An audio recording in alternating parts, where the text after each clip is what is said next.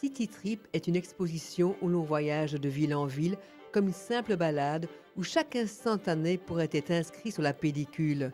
Jean-Baptiste Ponce ne quitte jamais son appareil photo. Il capte ces petits moments pour en faire une collection de souvenirs, comme d'autres ramassent des coquillages. Le sujet, c'est un peu toile de fond et là-dedans, il y a un peu de tout. Vous savez, la photographie, c'est un acte finalement très, très, très intime. On montre ce que l'on voit. Et dans toutes les images, même si certaines peut-être ne sont pas toujours très interpellantes, pour moi, elles veulent dire quelque chose. Quand il y a des paysages tout simples, cette vue de New York qui est évidemment fascinante avec tout le mythe que ça représente au niveau culturel, le New York du cinéma, du jazz, de la musique, de la littérature. Et le fait rien que de voir New York, c'est un sujet très fort. Donc c'est déjà une fin en soi. Maintenant, il y en a d'autres où c'est plutôt une sorte, même d'autoportrait. Il y en a beaucoup où on voit mes pieds, mes mains, mon ombre. C'est peut-être un petit peu comme un chien qui marquerait son territoire, qui aime bien j'aime bien de me projeter et de montrer ça. J'y étais et c'est important, c'est déjà une fin en soi.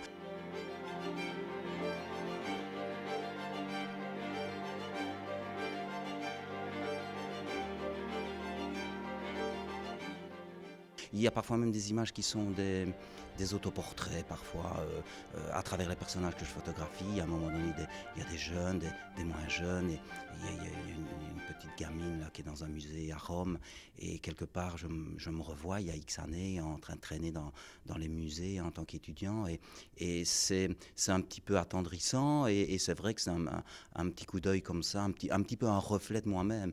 Et c'est un petit peu pour ça que j'aime bien ces villes dans lesquelles je me sens bien et où j'ai comme ça des petites pulsions émotives, parfois des coups de cœur. C'est parfois même uniquement sur le plan graphique. Le professeur a ouvert ses 6 à ses élèves pour une exposition commune, comme Caroline Drôme, qui expose, elle, de très très beaux clichés abstraits. Elles sont très importantes dans le sens où déjà c'est de l'autoportrait, où au départ c'était peut-être pas spécialement voulu, j'aurais peut-être pu prendre quelqu'un d'autre pour poser pour moi, mais je crois pas que j'aurais pu imposer ce que je me suis infligé à moi à quelqu'un d'autre, donc ça s'est imposé de lui-même, j'ai dû poser pour mes photos. Et donc en fait c'est une démarche sur l'abstraction, le fait que en me photographiant dans des miroirs déformants, mon image était de fils donc déformée.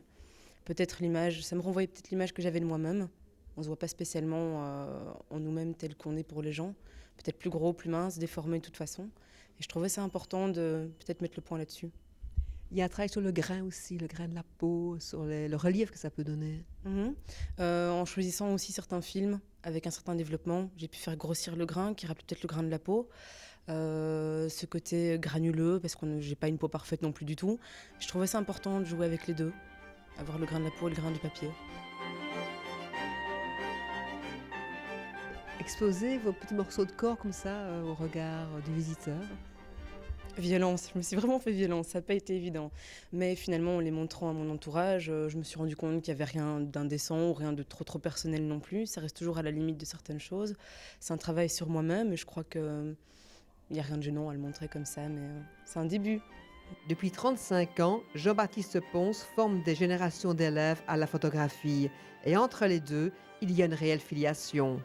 Oui, dans la qualité des noirs, dans le cadrage, dans l'originalité même de la démarche. Il ne s'agit pas d'images esthétisantes, de reportages archéologiques classiques, mais il y a une véritable humanité, je dirais, qui se dégage de tout cela.